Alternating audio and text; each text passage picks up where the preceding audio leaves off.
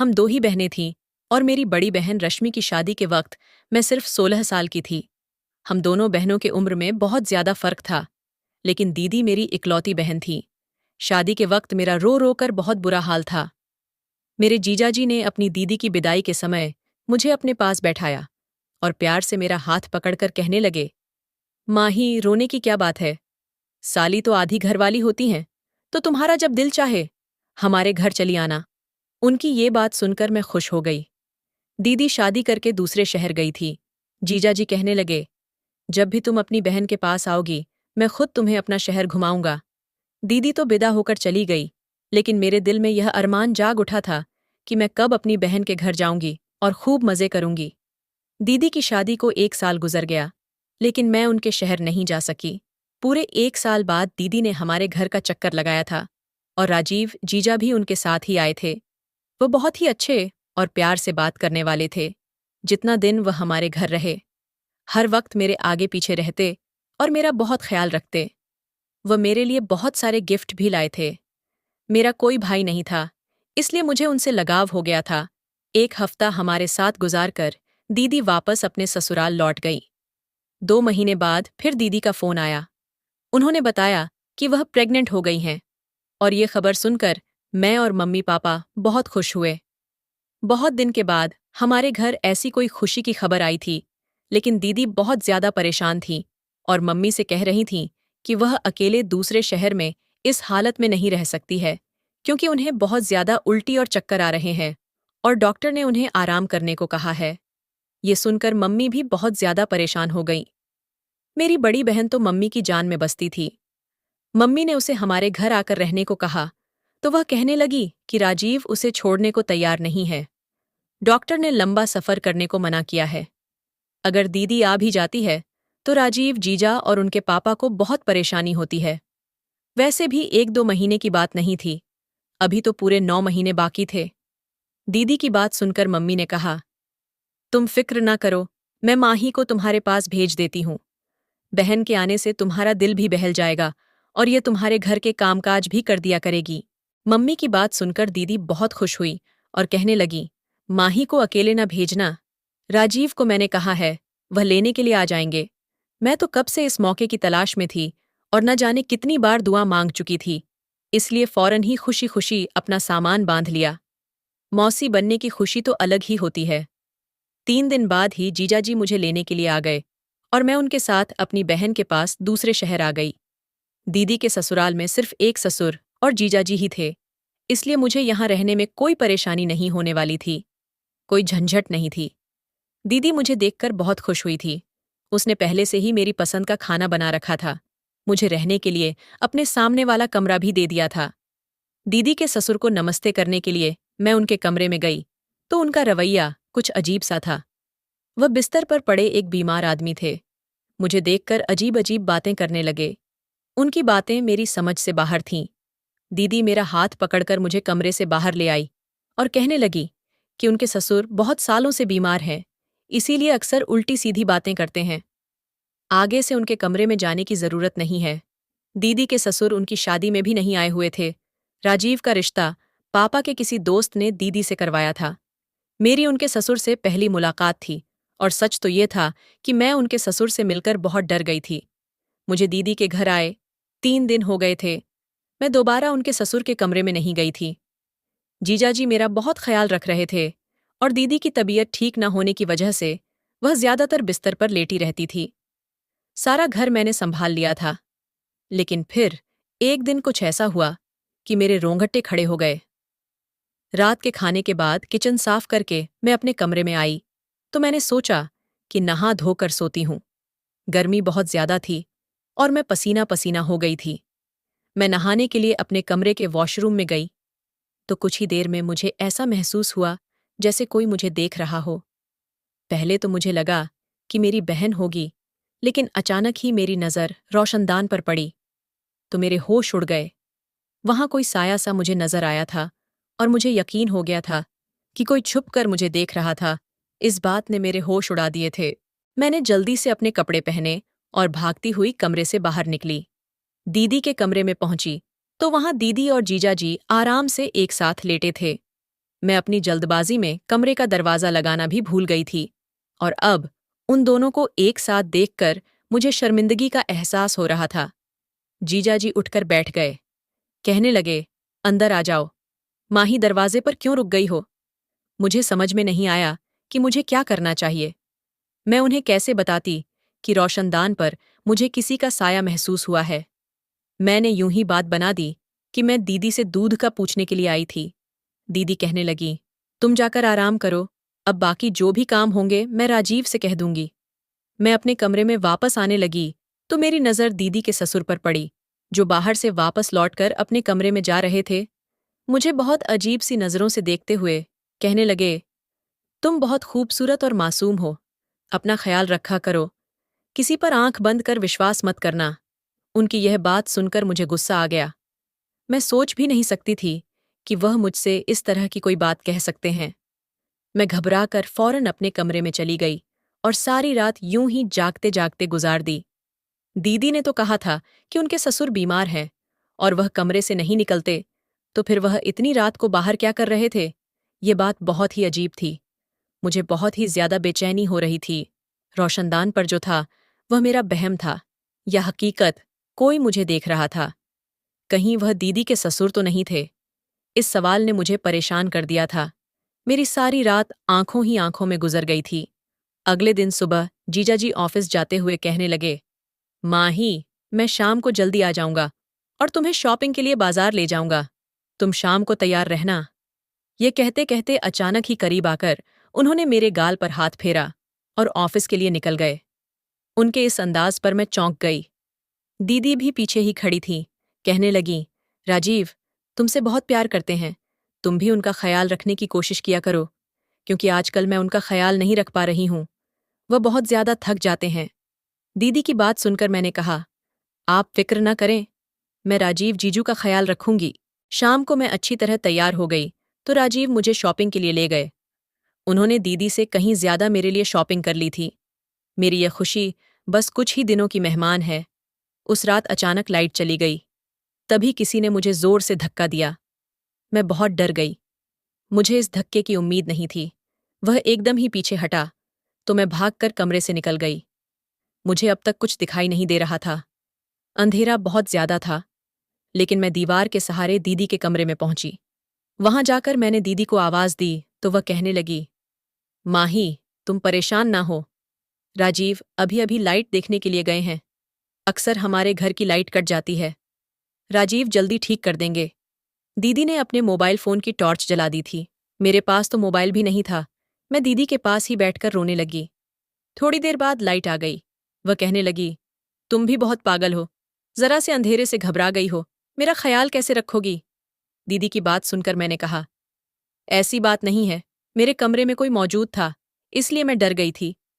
मेरी बात सुनकर वह जोर से हंसने लगी। राजीव मेरे साथ मेरे कमरे में थे और मेरे ससुर तो कमरे से निकलते ही नहीं। अंधेरे की वजह से तुम डर गई हो, और कोई बात नहीं है। मुझे समझ नहीं आया कि दीदी को किस तरह से यकीन दिलाऊं कि मेरे कमरे में कोई मौजूद था, लेकिन वह कौन हो सकता था? ये बात मुझे समझ नहीं आई थी। अगर जीजाजी दीदी के साथ थे, तो फिर मेरे साथ कमरे में कौन था? पहले रोशनदान पर पड़ने वाला साया और अब कमरे में किसी की मौजूदगी का एहसास। इस सब से मैं बहुत डर गई थी। मेरे दिमाग में रह रहकर दीदी के ससुर का ख्याल आ रहा था। लाइट ठीक करके जीजाजी कमरे में आए तो मुझे देखकर कहने लगे, देखा, मैंने तुम्हें पहले ही कहा था कि ये अंधेरे से घबरा जाएगी, तुम इसके पास चली जाओ। दीदी, जीजाजी से कहने लगी, बहुत अंधेरा था, मैं अगर गिर जाती तो मुझे क्या मालूम था कि यह इतनी डर जाएगी। मैंने उन दोनों से कहा कि आप परेशान ना हो, मैं ठीक हूं और अब अपने कमरे में जाकर सोती हूं। मैं दीदी को ज्यादा परेशान नहीं करना चाहती थी, क्योंकि मम्मी ने मुझे मना किया था कि डॉक्टर ने दीदी को टेंशन देने के लिए मना किया है। मैं डरते डरते वापस अपने कमरे में आ गई थी और दरवाज़ा लॉक करके बिस्तर पर लेट गई। नींद तो मुझे नहीं आ रही थी। मैं सोच रही थी कि किसी न किसी बहाने से घर वापस लौट जाऊं। जो भी था, ये मेरा वहम नहीं था। इस बात का मुझे अच्छी तरह यकीन हो गया था कि कोई मेरी तन्हाई का भरपूर फायदा उठाने की कोशिश कर रहा था। अगले दिन जीजाजी किसी काम से थोड़ी देर के लिए दोपहर के वक्त ऑफिस से घर लौट कर आए। उस वक्त दीदी दवाई खाकर अपने कमरे में गहरी नींद सो रही थी और मैं किचन में खाने की तैयारी कर रही थी।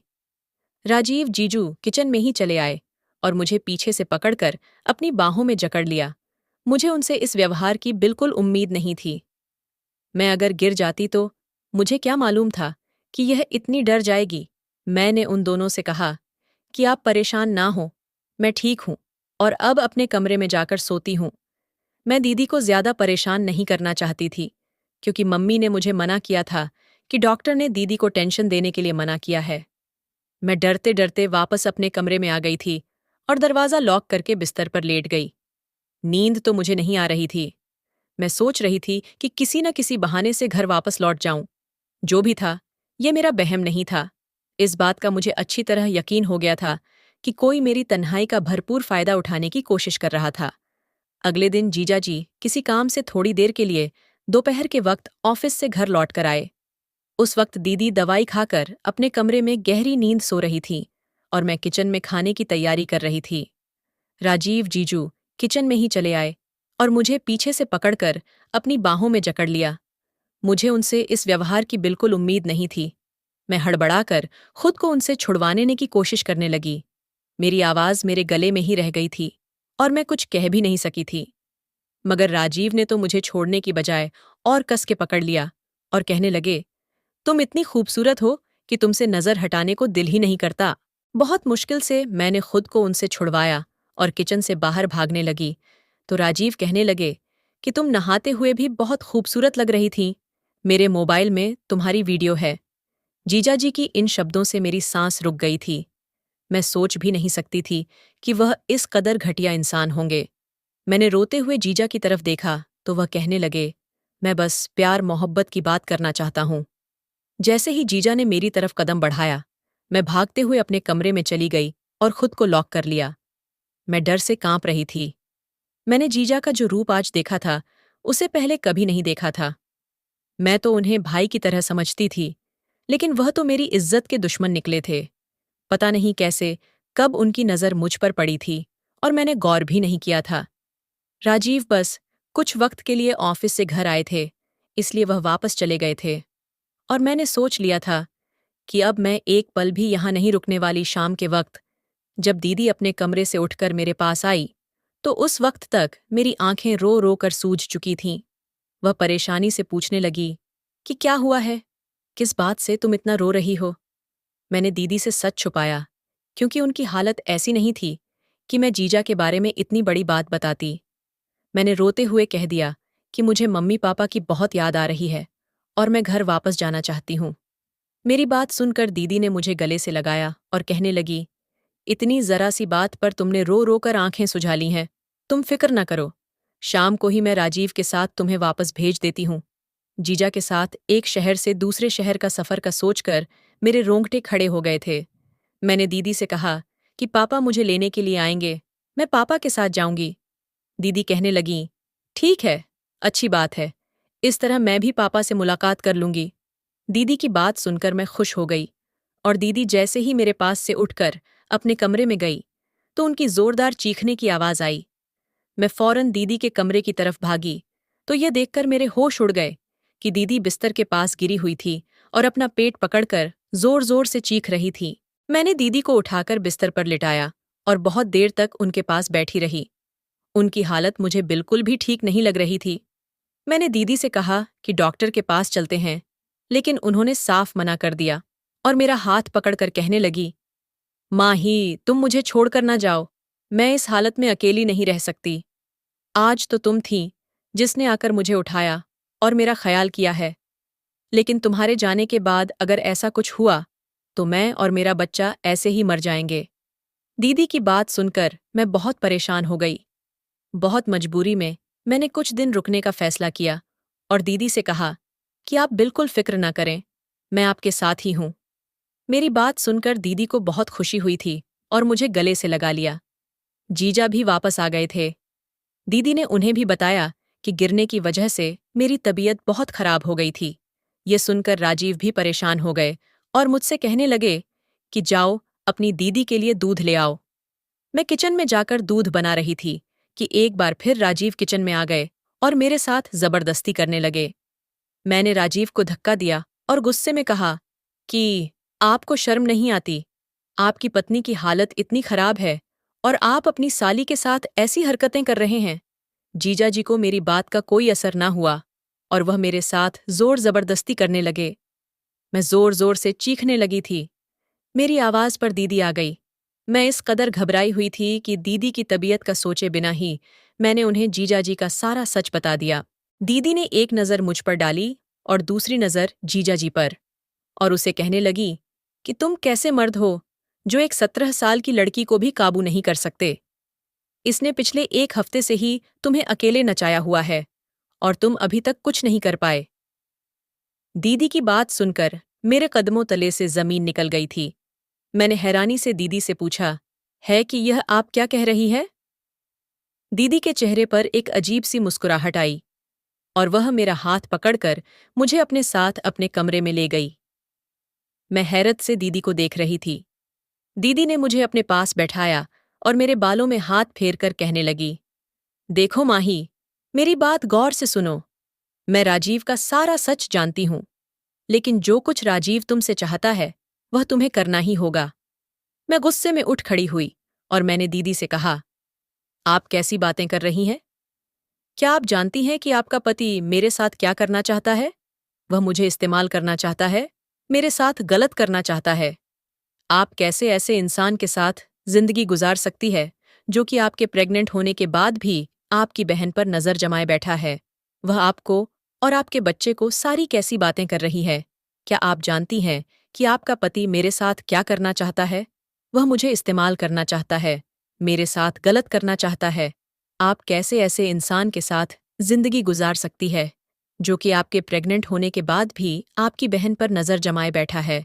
वह आपको और आपके बच्चे को सारी जिंदगी क्या देगा? मेरी बात सुनकर दीदी कहने लगी, तुम्हें राजीव के साथ वह सब कुछ करना ही होगा जो वह तुमसे चाहता है, वरना वो कभी बाप नहीं बन सकेगा। दीदी की बात सुनकर मैंने कहा, आप कैसी बातें कर रही हैं? आप पेट से हैं और जीजाजी बाप बनने वाले हैं। दीदी ने कहा, नहीं, मैं मां नहीं बन सकती। यही बात पता चलने पर तुम्हें यहां बुलाया था, ताकि तुम यहां आकर मुझे और राजीव को एक बच्चा दे सको। राजीव किसी और का बच्चा गोद नहीं लेना चाहते थे, उन्हें अपना बच्चा चाहिए था, और इसके लिए मेरे पास इससे ज्यादा आसान रास्ता नहीं था। मैं किसी औरत को अपनी सौतन बनाकर नहीं लाना चाहती थी, इसीलिए मैंने फैसला किया है कि मैं इस काम के लिए तुम्हें कुर्बान कर दूंगी। वैसे भी तुम मेरी सगी बहन नहीं हो। मैं राजीव से बहुत मोहब्बत करती हूँ और उसे किसी कीमत पर छोड़ना नहीं चाहती।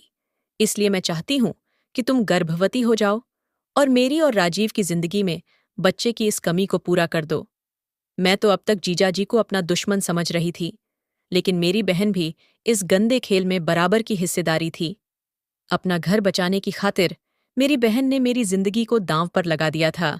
मैंने अपनी बहन के आगे हाथ जोड़ लिए और उससे कहा कि मुझे घर वापस भेज दे, लेकिन मेरी बहन ने मेरी एक न मानी और रात के अंधेरे में मुझे अपने पति के कमरे में भेज दिया। मेरे पास बचने की कोई गुंजाइश नहीं थी, क्योंकि मेरी बहन ने मुझे धमकी दी थी, अगर मैंने उसकी बात न मानी तो राजीव मेरे साथ जबरदस्ती करेंगे।